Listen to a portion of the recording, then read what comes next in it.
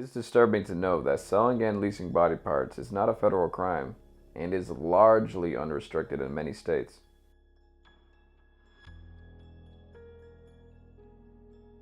A former body broker is spending the night still wondering how much time he will do in prison. Families from across the country are in Detroit right now to let a judge know exactly how they feel.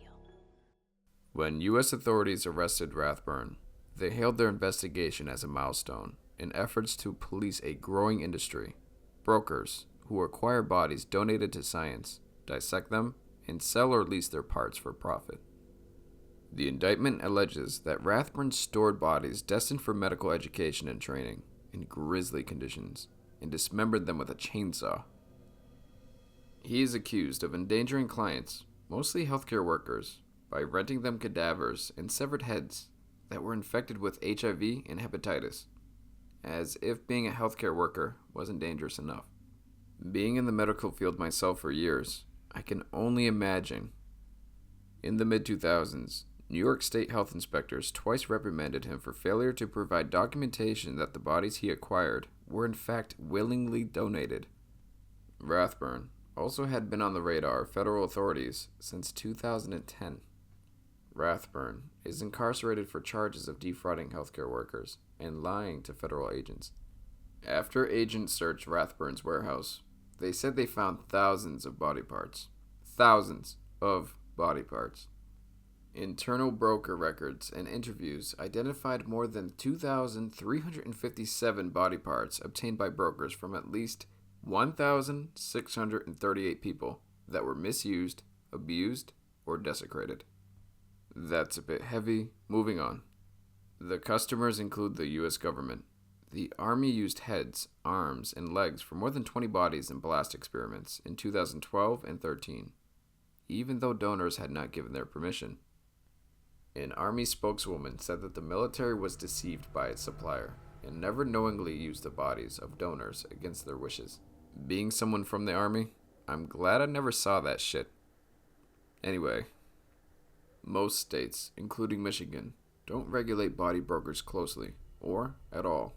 In those states, a broker may legally sell a donated cadaver or its parts, such as heads and arms, so long as the remains are not intended for transplantation. Only 10 states provide any oversight. Just a handful require licensing or disclosure. As a result, donors and their families are left to rely on the good faith of the people who run these programs, said the retired anatomy professor, William Burkle, who supervised Rathburn at the University of Michigan when they both worked there in the 1980s.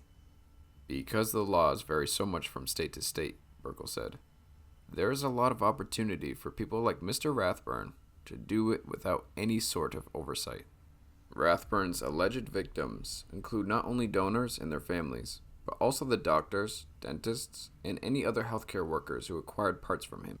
Federal authorities told him that a head that Rathburn supplied to train Case Western neurosurgeons in 2013 was amongst a number of body parts that could not be traced to a donor, raising questions about the donation's legitimacy. Rathburn was hired in 1984 by the University of Michigan Body Donation Program, which uses cadavers for anatomy classes and research. He was 30 years old, with a community college degree and a work ethic that endeared him to better educated colleagues. In 1988, Rathburn was prominently featured in the monthly Ann Arbor Observer newspaper. He expounded on the significance of cadavers in the classroom and told a whimsical tale about his entry into the business. A friend bet him $10 he wouldn't fill out a funeral home job application. He did. In a photograph accompanying the story, Rathburn wears a tie, lab coat, and a broad smile. 2 years later, however, Rathburn left the school, records show, following unspecified allegations of misconduct.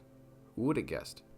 In 2004, a New York inspector traveled to Rathburn's warehouse in Detroit. Though Rathburn was notified of the visit a week in advance, the inspector still found serious deficiencies. Flaws that demonstrate how body parts can enter a black hole of accountability after being donated, dissected, and shipped to customers. Among the problems, Rathburn could not produce documents providing the bodies were donated willingly. There are no such records for whole bodies and body segments received for use at the facility, the report said. In 2006, officials told Rathburn he could no longer ship body parts to New York until he resolved their concerns. In 2007, New York health officials issued Rathburn a provisional license, allowing him to resume operations there. The records show that from 2005 through 2007, Rathburn's business continued unabated outside New York, as he distributed more than 200 severed heads. In the mid-2000s, Rathburn launched an ambitious expansion, one that would lead to bankruptcy. For $1.8 million in 2005, Rathburn's company bought out a funeral home and a warehouse in Richmond, Virginia. People familiar with the deal said he chose the properties because they were strategically located near two interstate highway exits. Faced with community opposition, Rathburn abandoned the plan and struggled financially. While his Michigan company grossed almost $900,000 annually from 2006 to 2008, records show debts mounted. By late 2008, when Rathburn's company declared bankruptcy, it reported assets of $72,000 and debts of $620,000. It owed $210,000 in back taxes and at least $175,000 to companies supplying body parts.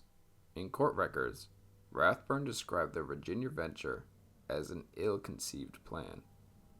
As a part of the bankruptcy filing, Rathburn provided a list of assets. The inventory included 14 chairs, 10 filing cabinets, 91 heads, 18 spines, 6 hips, and a copy of the Hippocratic Oath. He put the total market value of the body parts at $160,000. Despite the bankruptcy, Rathburn continued to operate. Through 2013, 6 body brokers shipped him more than 800 body parts, worth hundreds of thousands of dollars.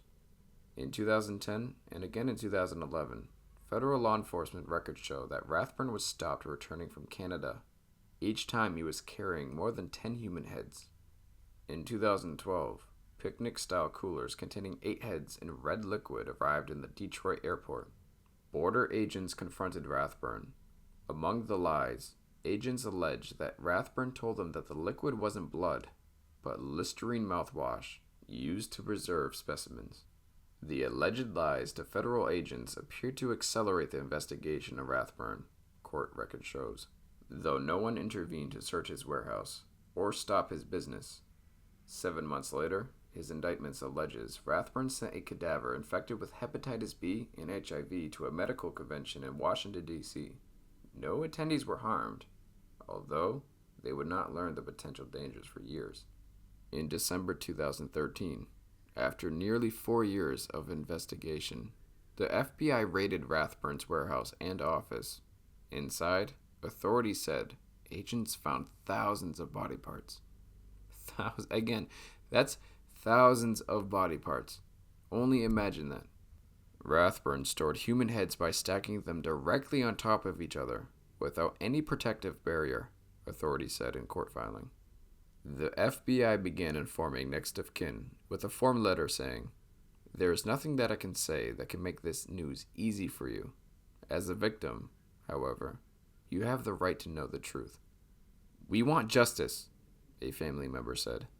"What troubles her most," she said, "is that her mother's head, which she thought had been cremated, was sitting on someone's shelf. That's her face. That's her brain. That's her. That's what made her function." Rathburn was arrested in January 2016. By then, he told agents he was homeless and living out of his van. Rathburn now resides in federal prison, which is well deserved. Arthur Rathburn is a low-life piece of crap SOB who deserves to fry. We don't like to consider that monsters live among us. Luckily, this one ended up where he belonged. But how many others could be living, walking, working right next to you? Stay safe out there.